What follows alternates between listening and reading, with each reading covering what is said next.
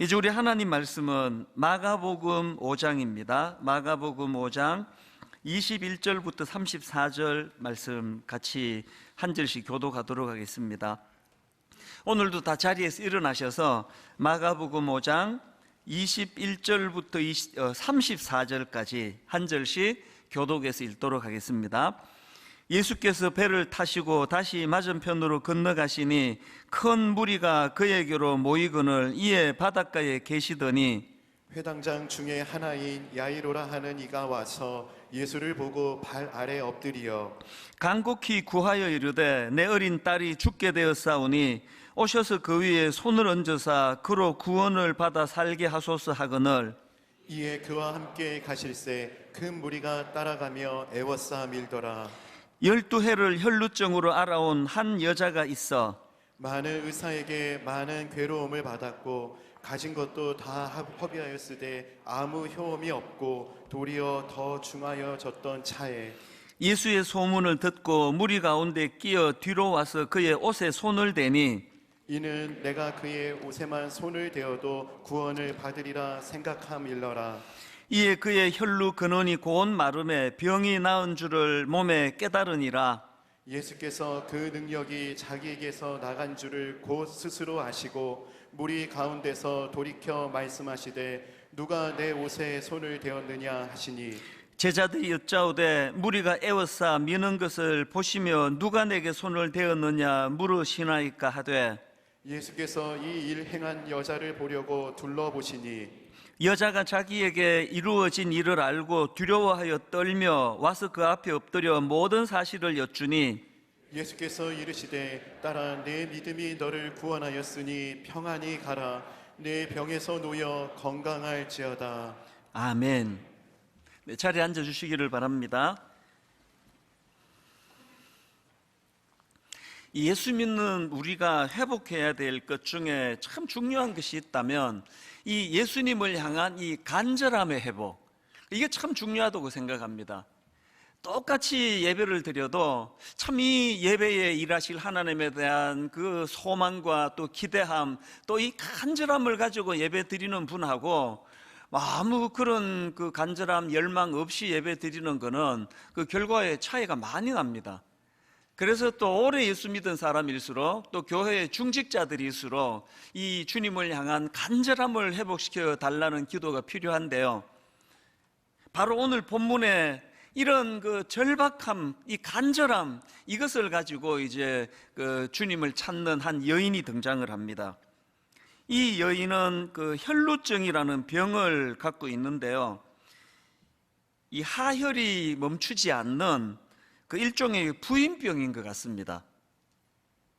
오늘 본문 마가복음 5장 25절 26절에 이제 이런 내용을 다루고 있는데요. 12해를 혈루증으로 알아온 한 여자가 있어 많은 의사에게 많은 괴로움을 받았고 가진 것도 다 허비하였으되 아무 효험이 없고 도리어 더 중하여졌던 차에 그 어떤 상황인지 아시겠죠? 보니까 그 당시의 의술로는 이 여성이 가진 그 병이 이게 불치병인 겁니다. 그래서 그 뭐 좀 재밌는 표현이 나오지 않습니까? 많은 의사에게 많은 괴로움을 받았고 가진 것도 다 허비하였지만 아무 효험이 없고 이 의사를 만나보고 저 의사를 만나보고 막 돈 아끼지 않고 병 고침을 받으려고 그렇게 애를 썼는데 점점 상태가 더 나빠지는 겁니다. 이렇게 그 12년이라는 세월 동안 그 병으로 고통을 당하는데요. 더군다나 그 당시 유대 정결법에 의해서 이 여인은 부정한 사람으로 취급이 되어 가지고 격리가 돼야 되는 이런 참 말로 다 할 수 없는 고통에 빠져 있는 여인입니다. 이런 아픔을 가진 여인이 이제 오늘 27절입니다. 예수의 소문을 듣고 무리 가운데 끼어 뒤로 와서 그의 옷에 손을 대니 이렇게 12년 동안이나 병으로 고통에 빠져있던 이 여인이 예수님의 옷자락을 만져 고침을 받았다, 이런 간단한 내용입니다. 그래서 이제 이 고침받은 여인에 대해서 좀 살펴보려고 하는데요. 먼저 살펴볼 그 포인트 한 가지, 아주 중요한 포인트 한 가지를 다루고 넘어가려고 하는데요. 자, 24절을 보십시오. 이에 그와 함께 가실새 큰 무리가 따라가며 애워싸 밀더라. 세 번역으로 보니까 큰 무리가 뒤따라오면서 예수를 밀어댔다. 그러니까요, 지금 이 혈루증을 앓던 이 여인만 예수님 옷자락을 만진 게 아니고요, 막 많은 군중들이 밀고 당기고 하면서 많은 군중들이 예수님 옷자락에 손을 대고 예수님을 밀치고 그런 상황입니다. 근데 제가 짚고 넘어가고자 하는 포인트가 뭐냐면은, 아니 그렇게 수많은 사람들이 예수님의 몸에 손을 댔는데 어떻게 고침받은 여인, 기적을 경험한 여인은 이 여자 한 사람인가? 이게 왜 중요합니까? 오늘도 많은 분들이 주님의 옷자락을 잡는 심정으로 예배를 드리러 오는 거 아닙니까? 그런데 어떤 분들은 너무나 이 고침받은 여인처럼 예배 한번 잘 드리면 인생이 바뀌거든요. 예배 한번 잘 드리면은 그 마음의 병이 다 치료가 되는 거거든요. 이런 일들이 거의 뭐 매주일마다, 그래서 한때 막 건의가 계속 들어왔습니다. 우리 화장실에다가 좀 두루마리 그 휴지 말고 크리넥스를 좀 비치해달라. 예배가 끝나면은 막 너무 많이 우시는 분이 있어가지고 막 그런 건의가 들어올 정도였거든요. 그렇게 오늘 본문의 옷자락을 만져 고침을 받은 여인처럼 예배 가운데 이 놀라운 은혜를 경험하는 분이 계시는가 하면, 전혀 그런 게 없는 분들, 그 이 차이가 어디서 나오는 건가? 왜 수많은 사람들이 예수님 몸에 손을 대고 옷자락을 만지고 했는데 유독 이 여인만 고침을 받았는가? 이게 이제 오늘 먼저 살펴볼 포인트 중에 하나인데요. 여러분, 왜 이 여인만 고침을 받았나? 이 질문에 대해서 답은 간단합니다. 그 치료가 가능했던 두 가지 요소가 이 여인에게 있었기 때문입니다. 치료가 가능한 두 가지 요소 중에 첫 번째 요소가 뭐냐? 이 간절함이 따르는 믿음입니다. 그래서 그걸 이 몰입이라는 단어로 제가 묵상을 해봤는데요. 자, 27절입니다. 예수의 소문을 듣고 무리 가운데 끼어 뒤로 와서 그의 옷에 손을 대니, 이 많은 사람들이 그의 옷을 손을 댔는데 이 여인의 다른 점이 뭐냐? 그게 28절입니다. 이는 있는 거예요. 이는 내가 그의 옷에만 손을 대어도 구원을 받으리라 생각함일러라. 이게 생각 없이 밀어대는 다른 사람들하고 이 여인과의 결정적인 차이입니다. 사실 여러분, 그 당시로 이 여인은 부정하다고 그 낙인 찍혀 있는, 그래서 격리되어야 하는 상황이기 때문에 지금 예수님 옷에 손을 대고 다른 사람을 터치하고 그러면 안 되는 거거든요. 그런 이런 여러 가지 난관이 많은 상황이지만 이 여인이 가지고 있는 너무나 간절하고 너무나 절박했던, 그래서 그의 옷에 손만 대어도 구원을 받을 것이라는 이 절박한 믿음이 그 모든 난관을 다 뛰어넘게 만드는 그런 도구가 되는 거 아닙니까? 혹시 랜디 포시 교수라고 들어보셨는지 모르겠는데요, 이분은 그 마지막 강의라는 제목의 그 베스트셀러 책을 쓴 분인데요, 미국의 교수님입니다. 그런데 이분이 이제 췌장암 말기 선고를 받고요, 이분에게 감동이 뭐냐 하면은 그렇게 마지막으로 죽어가면서 대학교 자기 제자들, 학생들에게 너무나 감동적인 강의를 했는데, 그 강의가 이제 유튜브를 통해서 막 전 세계에서, 저도 이제 유튜브로 그걸 본 것 같습니다. 저는 이제 책을 구해서 봤지만. 그래서 이제 이분의 막 너무나 그 강의가 이제 고별 강의가 유명을 해서 그 강의를 묶은 책 제목이 이게 마지막 강의입니다.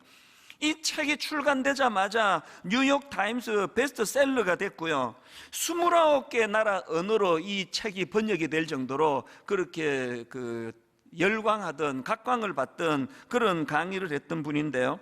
근데 저는 이 랜디 포시 교수가 했던 말 한마디를 참 마음에 간직하기를 원합니다. 자기 학생들, 제자들에게 이런 말을 했습니다. 절대 포기하지 마라. 장애물에 부딪히거든 나에게 절실함을 물어보는 장치에 불과하다는 사실을 잊지 말아라. 무슨 말인지 아시겠죠? 뭐 난관이 찾아오면은 뭐 어지간한 사람들 포기해 버리는데 그러지 말라는 거예요. 난관이 찾아오면 그게 너를 지금 테스트하는 거다. 난관이 찾아오면은 네가 정말 이런 난관에도 연연하지 않을 만큼 절실함이 있는지를 물어보는, 그 물어보려고 하는 이게 장치로 생각해라. 이게 참 제게 많이 도전이 되더라고요.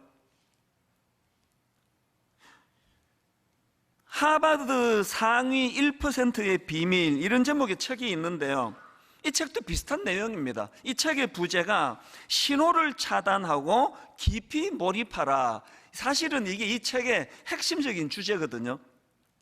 그러니까 하버드에서 찾은 가장 강력한 성공 공식이 그 블락 앤 딥이에요. 블락 앤 딥. 우리말로 하면은 차단과 깊은 몰입. 제가 그 책의 주제들을 보면서 이건 영적으로도 이게 또 같은 그 원리인데, 그런 생각을 하는 겁니다. 여러분, 영적으로 성숙해지려면요, 블락 앤 딥, 이걸 잘해야 돼요. 뭘 블락해야 됩니까? 뭘 차단해야 됩니까? 주님과의 깊은 교제를 방해하는 혼미한 것들을 차단해야 돼요. 음란한 거, 악한 거, 패역한 거, 뭐 이런 건 아니라도요. 저는 참 좀 자극적인 다큐멘터리를 좀 좋아하는 것 같아요. 그래서 뭐 금요일날 하는 다큐멘터리 뭐 궁금한 이야기인가 뭐 그런 거, 또 뭐 그것이 알고 싶다, 또 무슨 MBC 무슨 탐사 뭐 이런 것들을 제가 즐겨 보거든요. 그러다가 요새 이제 끊어야 되겠다고 제가 작정을 했는데요, 아직 못 끊고 있습니다. 막 너무나 막 토막살인, 그것이 알고 싶다, 또 뭐 별의별 막 이상한 이런 사기 막 이런 것들이 막 계속 이제 그걸 막 프로를 돌아가면서 그걸 보다가 보니까 내가 이상해지는 것 같아요, 제가. 그래서 이제 내가 이거 더 이상 이거 내가 끊어야 되겠다. 이런 거 내가 왜 이런 걸 내가 궁금해 하느냐? 그것이 안 알고 싶다. 알고 싶지 않다. 그래서 제가 안 보려고 애를 많이 쓰는데요, 이 중독이 잘 안 됩니다. 여러분, 우리가 영적으로 깊이 들어가려면 블락 앤 딥이라 그랬잖아요. 뭘 블락해야 됩니까? 그게 막 이런 어떤 악한, 아주 막 포악한 행동 이런 게 아니더라도, 저희 어머니를 제가 존경하는 게, 저희 어머니는요, 저녁 시간에 TV 1절 안 보셨어요. 왜 텔레비 재밌는 연속극 안 보세요? 그러면요, 늘 하시는 말씀이, 내가 왜 잠들기 전에 저런 귀신 씨나락 까먹는 저런 거 보고 자면서 왜 그 영향을 내가 받아야 되느냐고. 말씀 묵상하고 말씀 암송하고 그렇게 하고 잠자리에 들어가시는 거, 이게 바로 그 블락의 정신이라는 걸 제가 나이 들어서 내가 알게 된 거거든요. 여러분, 영적으로 깊이 가기 위하여 이 세상의 악한 것들, 혼란한 것들, 이런 것들을 여러분 차단하려고 애쓰고 계십니까? 음란한 것들이 괴롭히면요, 그냥 막 인터넷을 끊어버리세요. 블락해야 돼요. 그런가 하면은 블락만 하는 것이 아니라 블락 앤 딥, 이 딥이 뭡니까? 깊이 몰입하라는 겁니다. 여러분, 우리가 이 악한 세상을 다 차단시키고 어디에 몰입을 해야 됩니까? 무엇에 몰입해야 됩니까? 히브리서 3장 1절이요. 그러므로 함께 하늘의 부르심을 받은 거룩한 형제들아, 우리가 믿는 도리의 사도시며 대제사장이신 예수를 깊이 생각하라. 뭘 깊이 몰입해야 된다고요? 히브리서 12장 2절, 믿음의 주여 또 온전하게 하시는 이인 예수를 바라보자. 기왕에 우리가 신앙생활 하는데, 여러분, 그냥 막 군중들이, 수많은 군중들이 예수님 몸에 손을 대고 밀치고 해도 아무런 일도 일어나지 않는 이런 신앙생활이 아니라, 그 12년 혈루병으로 고통하던 이 여인이 간절함을 가지고, 깊은 몰입을 가지고, 의도를 가지고 주님 옷자락에 손을 댔을 때 12년 동안의 그 끔찍한 자기를 괴롭히던 혈루병이 떠나가는 이런 아름다운 일들을 좀 경험하면서 예수 믿으면 좋지 않습니까? 저는 그 전화기를 발명했던 알렉산더 벨이 했던 말이 있는데요, 이런 말을 했습니다. 초점을 맞추기 전까지 햇빛은 아무것도 태우지 못한다. 이게 얼마나 의미 있는 이야기입니까? 이 태양이 어마어마한 열을 가지고 있고 어마어마한 빛을 가지고 있지만, 그러나 여러분, 초점을 맞추기 전까지 햇빛은 아무것도 태우지 못한다는 거 아닙니까? 어릴 때 무슨 렌즈를 가지고 볏짚 같은 거 태웠던 기억이 저도 있거든요. 신앙생활도 마찬가지입니다. 정말 우리가 한번 하나님 앞에서 블락 앤 딥, 기왕 내가 예수 믿는데 내가 주님을 사랑하고 주님을 알아가는데 방해하는 이것들을 한번 차단시켜 봐야 되겠다. 그것이 알고 싶다. 더 이상 안 보도록 저를 위해 기도해 주세요. 뭐 음란한 거, 뭐 음란 사이트 뭐 이런 거 뭐 참을 수준은 아니고요. 뭐 젊을 때는 또 그런 것과의 싸움이 필요하겠죠. 그래서 블락 앤 딥, 이것들을 차단하고 깊이 몰입하는데 믿음의 주요 온전하게 하시는 이 예수를 바라보자.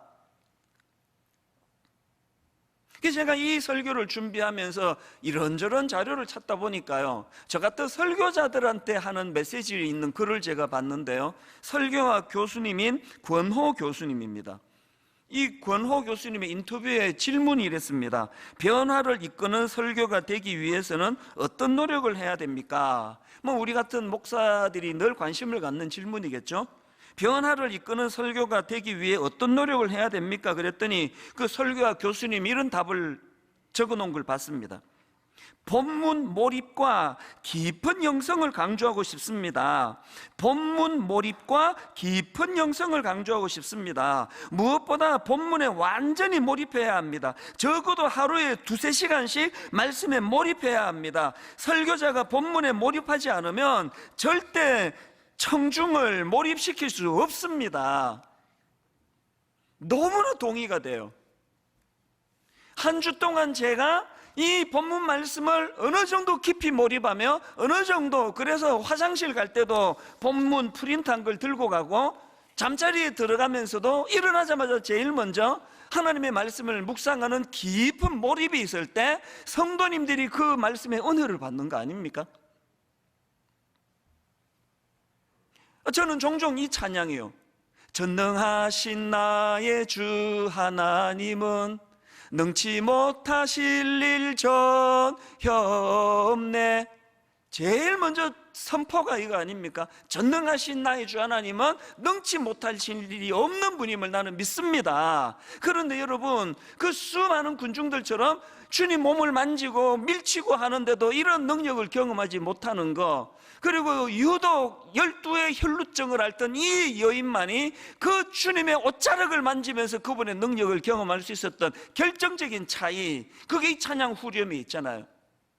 주의 말씀 의지하여 깊은 곳에 금을 던져 오늘 그가 놀라운 일을 이루시는 것 보라.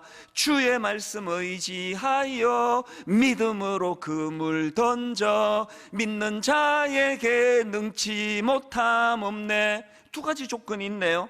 주의 말씀을 의지하여 어디로요? 깊은 곳에 금을 던져. 주의 말씀을 의지하여 무엇으로요? 믿음으로 금을 던져.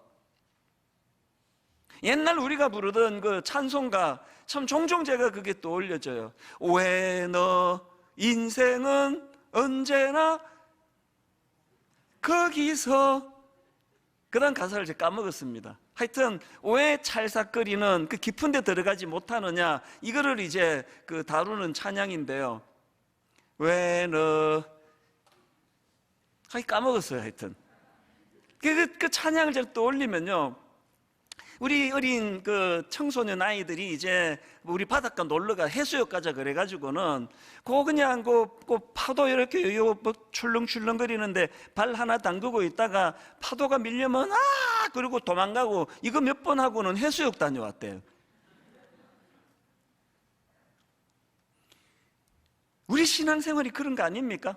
발 하나 세상에, 발 하나 주님의 성령의 은혜에 물에 담궈 놓고 그 찰싹찰싹거리는데 그 무릎까지도 안 오는 그 물 경험하고 해수욕 다녀왔다는 거랑 같은 신앙생활이면 곤란한 거 아닙니까? 그래서 주의 말씀 의지하여 깊은 곳에 금을 던져. 저는 이 깊이의 문제에 있어서 날마다 고심하고 날마다 괴로운 사람이에요. 이렇게 주일 예배가 다 끝나고 월요일 새벽이 되면 마음이 흔쾌할 때보다 마음이 괴롭고 답답할 때가 훨씬 더 많습니다. 아니, 하나님의 말씀은 심령 골수를 찔러 쪼개게 하자는 깊고도 깊은 말씀이라 그러는데 12년 혈루병을 앓고 있는 그 여인을 단번에 치료해 주시는 능력의 기록이 이게 성경에 담겨 있는데 왜 나는 설교가 이렇게 얕은가? 왜 설교가 좀 더 능력으로 나타나지를 못하는가? 주의 말씀 의지하여 깊은 곳에 금을 던져 주의 말씀 의지하여 믿음으로 그물 던져 이런저런 어려움을 안고 살아가는 저와 여러분이 이 말씀의 능력으로 그것을 극복해내고 치유함을 받고 왜 이런 일이 잘 일어나지 않는가? 여러분, 제가 그런 문제로 괴로워하고 고민할 때 말씀을 듣는 성도님들은 무엇으로 괴로워해야 됩니까? 하나님, 저도 저 말씀을 의지하여 깊은 곳에 그물 던지기를 원합니다. 저희가 매 가을마다 특별 새벽 부흥회를 가지면요, 거기에 특별한 사연을 가지신 분, 특별한 열심을 가지신 분들이 여러 분 나오세요. 막 부산에서 차를 몰고 오셔가지고 밤 꼬박 새고, 그리고는 2시쯤 와가지고 새벽 1시, 2시에 와서 닫혀있는 학교 정문 앞에서 밤을 새면서 기다리는 분이 계시고요. 그 강북 어디에서 어떤 자매는 여기에 무슨 찜질방에서 그렇게 시간을 보내고 너무 빨리 이 새벽 부흥회가 시작되기를 바라는 마음으로 일찍 와서 문 앞에 기다리고, 이런 분들이 꼭 여러 분 나타나거든요. 오늘 혈루증 앓고 있던 이 여인이 그런 상태예요. 정말 몰입하고 한번 몰두하고 한번 은혜 받아야 되겠다는 그런 절박한 마음을 가지고 옷자락을 잡을 때 거기에 능력이 나타난 줄로 믿으시기를 바랍니다. 이게 12회 혈루증 앓던 여인이 그 고침받을 수 있었던 첫 번째 요소고요. 그런가 하면은 두 번째, 이 여인의 병이 치료될 수 있었던 두 번째가 있는 요소가 있는데, 행동이 따르는 믿음입니다.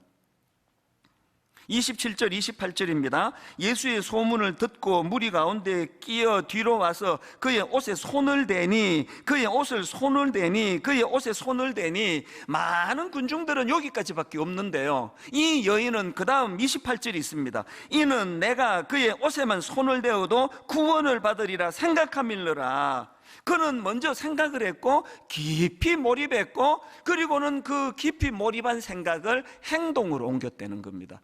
여러분, 이날 이 여인이요, 저 예수님 옷자락만 만져도 병 나을 거라 난 믿는다. 그리고는 안 만졌다고 치자고요. 병 고침 못 받는 거 아닙니까?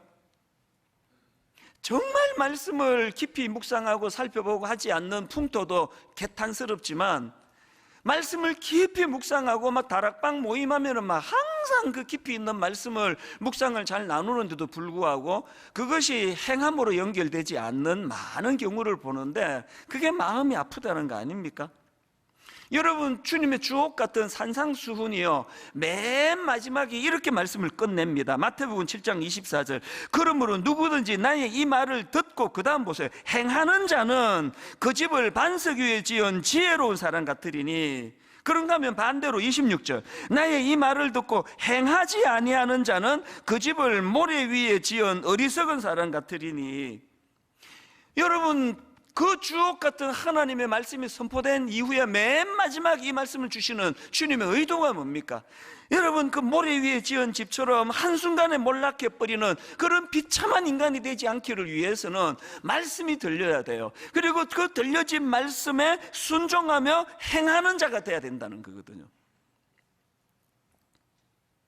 2000년의 세월이 지난 오늘 이 시대도요, 주님이 찾으시는 분은 한결같이 이런 사람입니다. 오늘 본문의 32절, 예수께서 그 일 행한 여자를 보려고 둘러보시니, 예수께서 이 일 행한 여자를 보려고 둘러보시니. 지금 다 마스크 쓰고 계시고 그래서 인간인 저의 눈으로는 눈에 띄는 독특한 분이 아무도 안 계세요. 그러나 이 시간에도 주님은요, 이 수많은, 그리고 지금 그 화면으로 예배를 드리는, 가정에서 예배를 드리는 수많은 분들에게 유난히 주목하는 분이 계세요.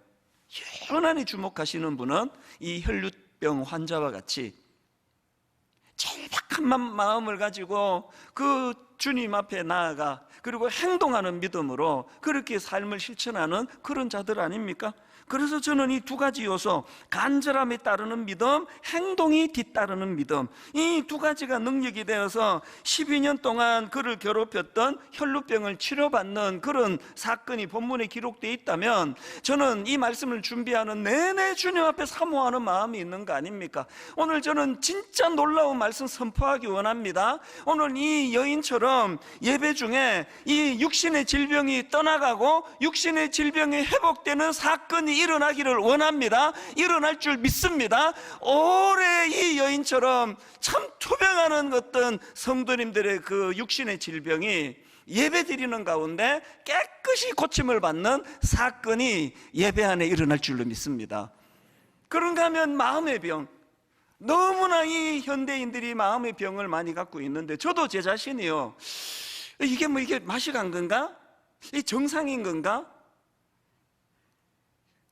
그게 인생이에요.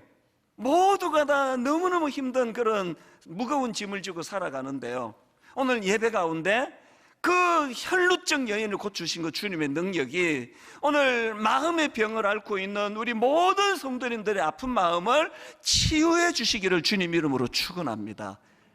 가정의 회복이 예배 드리는 가운데 일어나기를 원합니다. 부부간에 이런저런 오해로 이런저런 어려움으로 갈등을 겪는 가정에 예배 가운데 치유의 역사가 일어나기를 바랍니다. 이런 일들을 우리가 사모한다면 고린도전서 1장 18절, 십자가의 도가 멸망하는 자들에게는 미련한 것이요 구원을 받는 우리에게는 하나님의 능력이라. 십자가의 도가 멸망하는 자들에게는 미련한 것이요 구원을 받는 우리에게는 하나님의 능력이라. 이 하나님의 능력을 맛보고 경험하면서 신앙생활하는 저와 여러분 되시기를 바랍니다. 근데 여러분, 여기서 한 가지요, 이렇게 그 여인처럼 눈에 보이는 육신의 질병을 고침받는 것도 중요하지만요, 그것보다 더 귀한 게 있습니다. 오늘 본문에 보면 30절을 보십시오. 예수께서 그 능력이 자기에게서 나간 줄을 곧 스스로 아시고 무리 가운데서 돌이켜 말씀하시되 누가 내 옷에 손을 대었느냐 하시니, 주님 다 하시잖아요. 전지전능하신 주님이, 주님 다 하신다고요. 그런데 왜 이런 질문을 거기다가 공개적으로 선포하시겠습니까? 누가 내 옷에 손을 대었느냐, 이 질문은 고침받은 후에 해야 될 일이 있기 때문에 주님이 그를 불러 세우기 위한 질문이에요. 여러분, 고침받는 것도 중요하지만 육신의 질병을 고침받은 이 여인이 해야 되는 일이 두 가지가 있는데, 첫 번째가 뭐냐, 능력의 주님과의 관계 맺기입니다. 주님이 누가 내 옷에 손을 대었느냐 그랬더니 그 여인이 부들부들 떨면서 무릎을 꿇습니다. 이거는요, 그 경외라는 건 이 육신의 질병을 단번에 고쳐주시는 놀라우신 메시아 주님의 능력을 경험했기 때문에 오는 그 두려움이 경외감입니다. 그렇게 부들부들 떨며 주님 앞에 그 여인이 무릎을 꿇습니다. 33절, 여자가 자기에게 이루어진 일을 알고 두려워하여 떨며 와서 그 앞에 엎드려 모든 사실을 여쭈니, 그랬더니 34절이 핵심입니다. 예수께서 이르시되 따라, 예수께서 이르시되 따라, 내 믿음이 너를 구원하였으니 평안히 가라. 여인이여가 아니에요, 따라예요. 딸이라고 불러주시는 거 그 관계 회복을 의미하는 거 아닙니까? 여러분, 병 고쳐주시는 거하고 관계가 회복이 돼서 딸이라고 부르는 건 다른 차원 아닙니까? 저도 병원을 여러 번 가서 또 맹장염 수술도 예전에 어릴 때 맹장염 수술도 하고 했지만요, 그 맹장염 수술을 너무너무 잘해 주셔가지고 병이 깨끗하게 나은 거하고 그 의사랑 제가 관계를 맺는 건 다른 이야기예요. 죄송하지만 그 의사 선생님 성함도 기억이 안 나요. 관계가 없기 때문이에요. 오늘 주님이 진짜 원하시는 건 우리가 가진 어떤 육신적인 문제를 해결하는 그것은 도구에 불과하고, 그것을 매개로 해서 딸아, 아들아 이렇게 부르실 수 있도록 관계를 회복하시는 거예요. 요한복음 14장 4절도 마찬가지 아닙니까? 내 안에 거하라 나도 너희 안에 거하리라. 가지가 포도나무에 붙어 있지 아니하면 스스로 열매를 맺을 수 없음같이 너희도 내 안에 있지 아니하면 그러하리라. 그리고는 5절이요, 나는 포도나무요 너희는 가지라. 그가 내 안에 내가 그 안에 거하면 사람이 열매를 많이 맺나니 나를 떠나서는 너희가 아무것도 할 수 없습니다. 이 관계 맺음의 문제고, 주님과의 관계 맺음이 이루어지면 능력자 되시는 그분의 능력이 우리 삶 속에서 역사한다는 거예요. 저는 이 나를 떠나서는 너희가 아무것도 할 수 없습니다, 이 말씀을 묵상하다가 예전에 들었던 인터넷 강의가 제가 생각이 났는데, 어느 교수님이 한 강의예요. 이 교수님이 이제 뭘 주장하느냐, 우리나라가 일본의 나라를 빼앗기는 그 불행한 역사를 갖고 있지 않습니까? 그런데 놀랍게도 또 불행하게도요, 우리나라가 일본에게 나라를 빼앗기는 과정에서 한 번도 제대로 된 전쟁을 벌이지도 못하고 나라를 빼앗겼다는 겁니다. 그 왜 그러느냐? 무기가 비교가 되지 않는다는 거예요. 그 당시 일본군의 주력 무기가 무라타 소총이라는 건데요, 영국에서 개발된 스나이드 소총을 일본 군인들이 사용하기에 더 적합하도록 개량을 해가지고 이 총을 만들었는데, 이 무라타 소총이 무서운 게 유효 사거리가 800m가 돼요. 그리고 1분에 15발까지 발사할 수 있는 총이었는데, 여기에 반해 조선 군인들이 가지고 있던 총이 화성총인데요, 유효 사거리가 120m예요. 임진왜란 때 썼던 거 거의 개량이 안 되고 그걸 썼답니다. 이 전쟁이 되겠습니까? 적은 800m 유효 사거리로 총을 쏘아야 되는데, 그리고 이 화성총은 그 화약을 사용하는데 이걸 장전하려면 일어서서 해야 된다는 거예요. 일본군은 그 엎드려서 다 하는데 다 죽겠다는 거 아닙니까? 그러면서 교수님이 그 예를 하나 드는데요, 우리 동학 농민군이 화성총을 가지고 일본군과 전투를 벌였다는 겁니다. 그랬는데 일본군 군사 기록에 의하면은 그 전투에서 동학군 3만 명이 살해를 당했다는 겁니다. 일본군에 의해서 3만 명이 죽었는데, 여러분 우리 편 3만 명이 죽을 때 일본군 몇 명이 죽었는지 아십니까? 일본 기록에 의하면은 일본군 1명이 죽었대요. 어떤 기록에 2명이 죽었다는 기록도 있답니다. 이게 우리 군인이 왜소하고 힘이 없고 싸움을 못해서 그런 게 아니고요, 무기의 차이 아닙니까? 저는 그 강의를 들으면서 이게 목사의 직업병이기는 해요. 이게 영적으로도 지금 그런 거 아닌가? 오늘 여러분 우리가 만든 그 화성총을 가지고 싸우는데요, 유효 사거리가 120m밖에 안 가요. 그런데 원수 마귀가 지금 우리를 공격해 대는 거는 놀랍게도 무라타 소총 800m까지 날아가요. 그래서 지금 다 무너지고 있는 거 아닙니까? 한국 교회를 보면은 너무 비참한 상태에 빠진 거 아닙니까? 이거 왜 자꾸 이런 비참한 일들이 벌어지느냐? 이게 지금 우리 조선 동학 농민군이 가지고 있던 그 유효 사거리 120m 가는 화성총 들고 지금 싸우겠다는데, 이래 갖고는요 100점100패입니다. 이게 지금 요한복음 15장 5절에서 너희가 나를 떠나서는 아무것도 할 수 없습니다, 이제 네가 만든 총 내려놓고 성령의 검으로 무장해야 된다. 에베소서 6장 12절, 마귀의 간계를 능히 대적하기 위하여 하나님의 전신갑주를 입어라. 17절, 구원의 투구와 성령의 검 곧 하나님의 말씀을 가지라. 18절, 모든 기도와 간구를 하되 항상 성령 안에서 기도하고. 여러분 우리의 노력, 내 한 31년 목회 관록 이런 것을 가지고 여러분 지난 주일날 4대 비전 선포했지 않습니까? 1만 성도 파송 운동, 드림센터 사회화는 가평 우리 마을, 다음 세대 연구소, 이 모든 거 여러분 유효 사거리 120m 인간이 만든 그 총 들고 싸우면요 100점100패예요. 여기서 무슨 소망이 있겠습니까? 기도해야 되는 이유가 여기에 있습니다. 여러분 여러분의 그 만든 소총 좀 내려놓으시지 않으시겠습니까? 성령의 검으로 무장하지 않으시겠습니까? 그게 기도예요. 기도. 그런가 하면은 두 번째로 고침받은 후에 해야 되는 게 하나 더 있습니다. 주님의 평화의 영향력 안으로 들어가기예요. 주님의 평화의 영향력 안으로 들어가기, 이게 무슨 말씀인가 하면, 자 본문 34절, 예수께서 이르시되 딸아 내 믿음이 너를 구원하였으니 평안히 가라. 평안히 가라, 이 말씀은요, 이 평안히 가라 할 때 이 평안은 헬라어로 에이레네라는 단어인데 여러 번 설명해 드린 단어입니다. 이 헬라어로 에이레네는 구약의 샬롬을 번역한 단어예요. 그러니까 지금 예수님이 딸아 네 믿음이 너를 구원하였으니 평안히 가라, 이 말씀은요, 이제 병도 고쳤으니 네 마음 편하게 살아라 이런 뜻이 아니고요, 이 말씀의 의미는 이제 주님과의 관계가 회복된 자들이 누리는 샬롬, 주님이 주시는 이 하나님이 주시는 샬롬, 이 샬롬을 누리며 살도록 해라, 그 말씀이에요. 오늘 우리 시대에 이 샬롬이 절실한 시대 아닙니까? 평화 평화로다 하늘 위에서 내려오네 그 사랑의 물결이 영원토록 내 영혼을 덮으소서. 여러분, 내 영혼을 덮을 이 샬롬은요, 인간의 게 아니에요. 인간이 만들어 나누어주는 거 아닙니다. 하늘 위에서 내려오는 겁니다.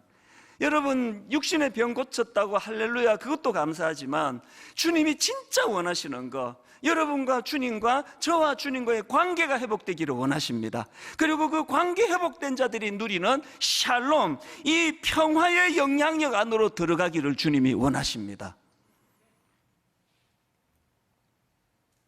제가 오늘 설교 제목을 예수님과의 접촉이 가진 힘, 이렇게 정했는데요, 예수님과의 접촉이 가진 힘은 두 가지 아니겠습니까? 하나는 그분의 능력을 덧입는 것이고 또 하나는 그분의 샬롬을 덧입는 것이라고 한다면, 저는 가평 우리 마을을 놓고 수년째 기도하고 있습니다. 하나님, 오늘 말씀 본문으로 빗대어 설명하자면, 하나님, 가평 우리 마을이 12회 혈루병으로 고통받는 그런 여인들이 모인 공간이 되기를 원합니다.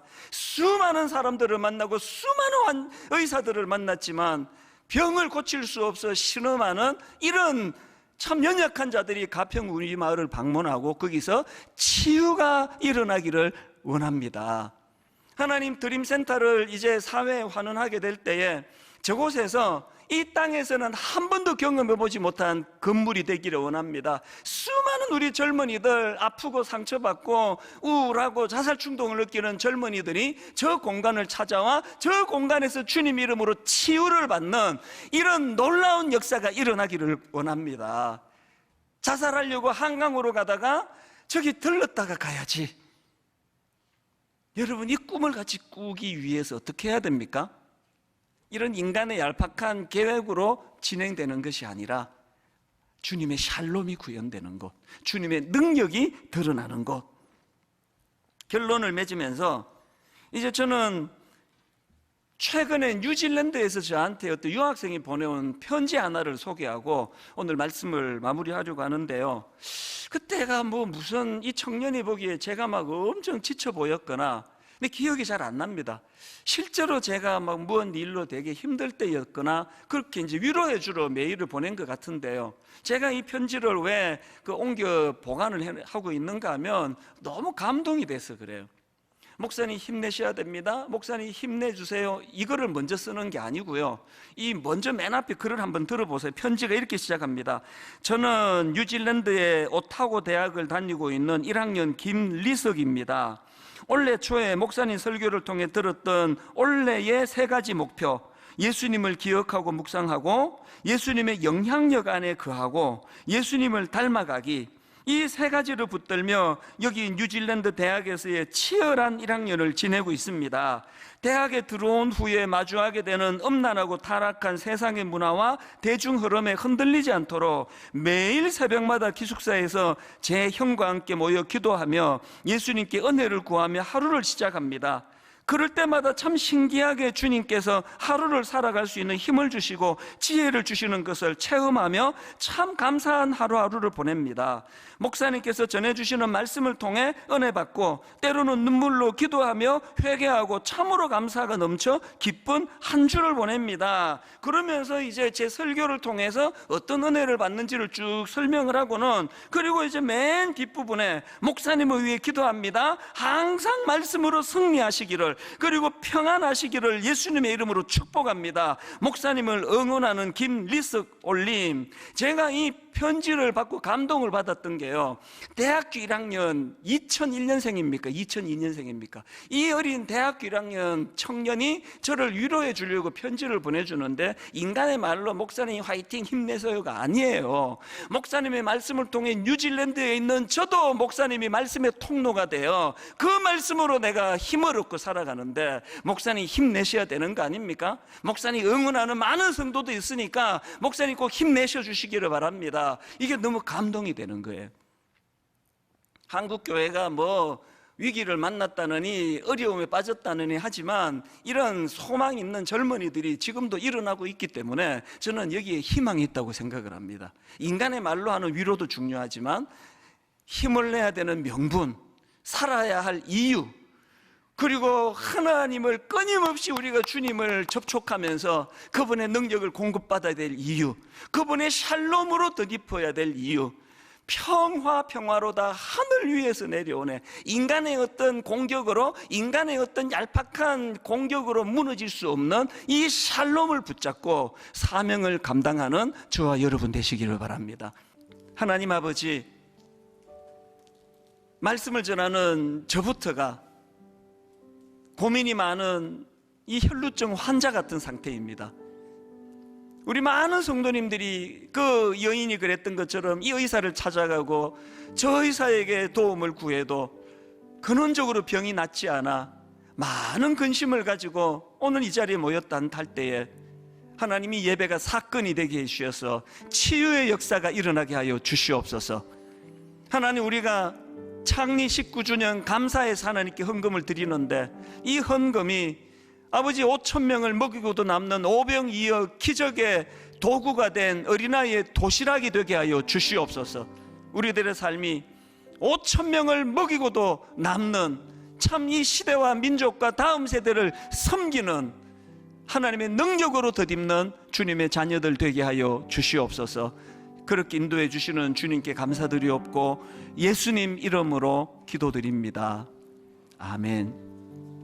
오늘 이 찬양으로 설교가 잘 정리가 된다고 저는 믿거든요. 이제 우리 하나님 앞에 준비한 헌금을 드리시면서 수많은 무리들 줄지어 그분을 보기 위해 따르네, 우리 가사를 생각하시면서 이 찬양 같이 드리도록 하겠습니다. 불러드리겠습니다.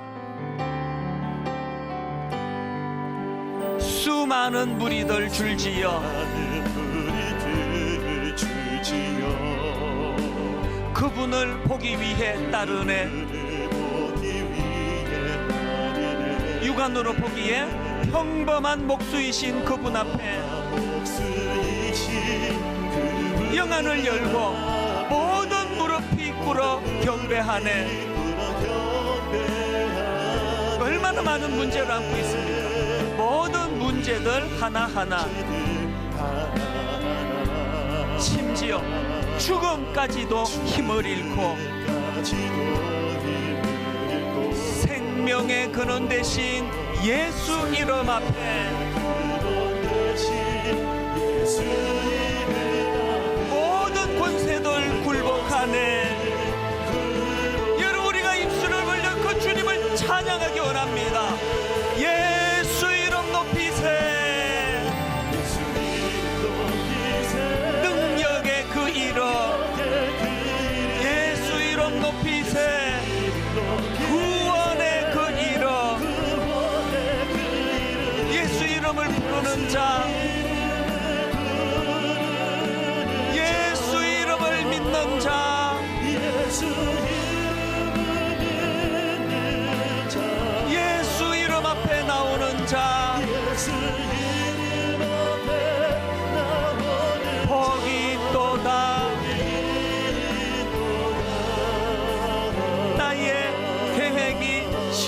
실패하고 나의 계획이 실패하고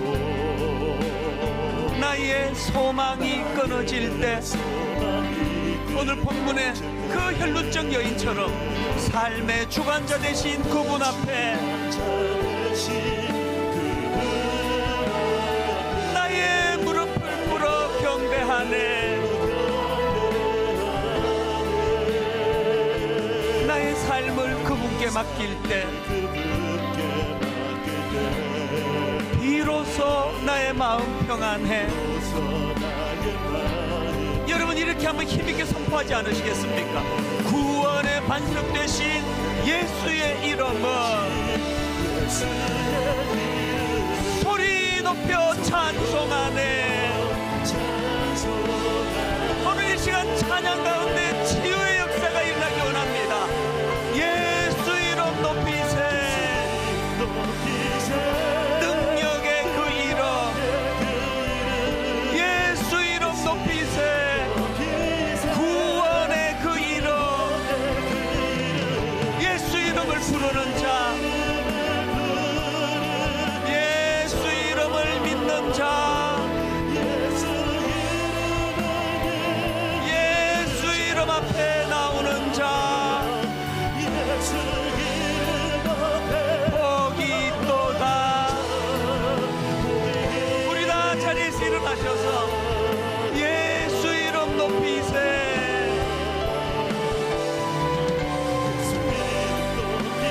능력의 그 이름 예수 이름 높이세. 구원의 그 이름 예수 이름을 부르는 자, 예수 이름을 믿는 자, 예수 이름 앞에 나오는 자 복이 있도다. 복이 있도다. 우리 간절히 기도할 제목 한 가지 있습니다. 하나님, 그 주님 몸에 손을 대고 밀치고 수많은 군중들이 그렇게 했지만 고침받은 사람은 딱 한 사람밖에 없습니다. 어떤 사람이라 그랬습니까? 몰입하는 마음의 열망을 가지고 정말 주님은 내 치료자가 되신다는 사실을 확신하면서, 그런가 하면은 하나님 아버지 행동하는 믿음, 머리로 많이 아는 지식도 중요하지만 예수님이 내 삶의 주인 되신다는 이 지식이 내 삶의 실제적인 변화를 일으켜 주셔서 뉴질랜드의 그 어린 대학교 1학년 그 학생 말씀의 능력을 가지고 그 음란한 것과 싸우려고 형하고 함께 같이 기도하는 그 행함이 우리들에게 일어나게 하여 주시옵소서. 그래서 하나님, 예배 가운데 육신의 질병이 떠나가기를 원합니다. 예배하는 가운데 마음의 병이 치료되기를 원합니다. 예배하는 가운데 오래 아버지 해결되지 못한 문제가 해결되는 역사가 이 시간 일어날 줄로 믿습니다. 우리 합심해서 한 목소리로 같이 기도하시겠습니다. 살아계신 하나님 아버지, 오늘 하나님 은혜를 구하며 기도하며 아버지 앞으로 나아갑니다. 하나님 아버지, 수많은 사람들이 주님을 만나고 수많은 사람들이 주님의 옷자락에 손을 내지만, 그러나 하나님 아버지, 치료가 일어나고 회복이 일어나며 그 마음의 소원이 해결되는 사람은 많지가 않습니다. 오늘 예배하는 사랑하는 주님의 자녀들에게 아버지, 그 무기력한 군중의 모습이 아니라 참으로 아버지 절박한 마음으로 몰입하며 갈망하는 마음을 가지고 주님 앞에 나아가는 그 여인처럼 하나님, 치료가 일어나기 원합니다. 회복이 일어나기 원합니다. 살아계신 하나님의 놀라운 능력이 나타나기를 원합니다. 그것을 맛보며 신앙생활하기를 원합니다. 하나님, 그렇게 육신의 질병이 떠나가는 은혜도 중요하지만 하나님은 그것을 매개로 우리가 하나님과의 관계 회복의 자리로 들어가기를 원하십니다. 우리 하나님과 관계가 회복되기를 원합니다. 우리 하나님과 관계가 아버지 친밀한 관계가 되기를 원합니다. 하나님, 육신의 질병이 떠나가는 그것으로 끝나는 것이 아니라 하나님과의 관계가 회복된 자들이 누리는 하나님 주시는 샬롬의 자리로 들어가기 원합니다. 샬롬의 기쁨을 맛보며 누리기를 원합니다. 그 은혜의 자리로 인도하여 주시기를 원합니다.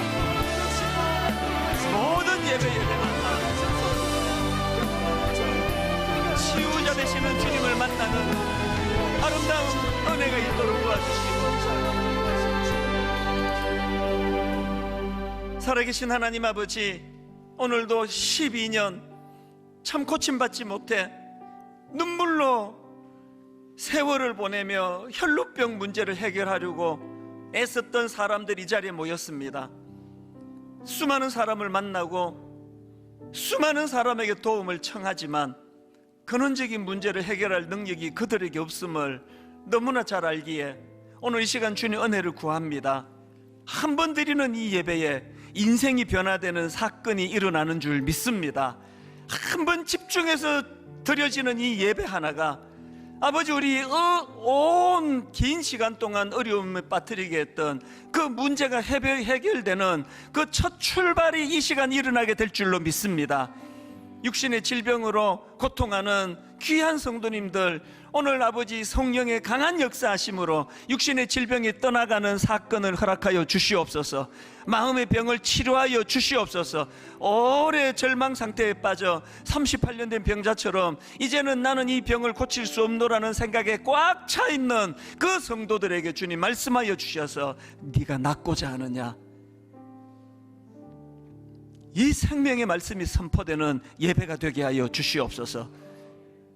육신의 질병이 고침받는 것으로 끝나지 아니하고 그 능력자 되시는 주님과의 관계가 회복됨으로 말미암아 그동안 내가 만든 유효사거리 120m 그 소총을 들고 원수막이 800m 유효사거리로 쏘아대는 그 앞에 무기력했던 우리의 삶을 주님 앞에 고백하고, 이제 내가 만든 그까지 무기 다 내려놓고 성령의 검으로 무장하기를 결단하오니 성령의 검으로 무장한 주님의 자녀들 되도록 인도하여 주시옵소서.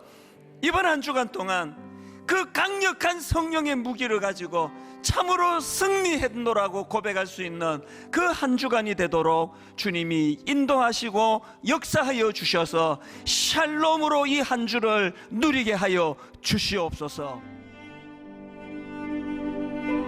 지금은 미디어 선교를 위한 헌금 시간입니다. 이 예배를 통해 삶 가운데 은혜와 회복이 충만하시기를 간절히 기도합니다.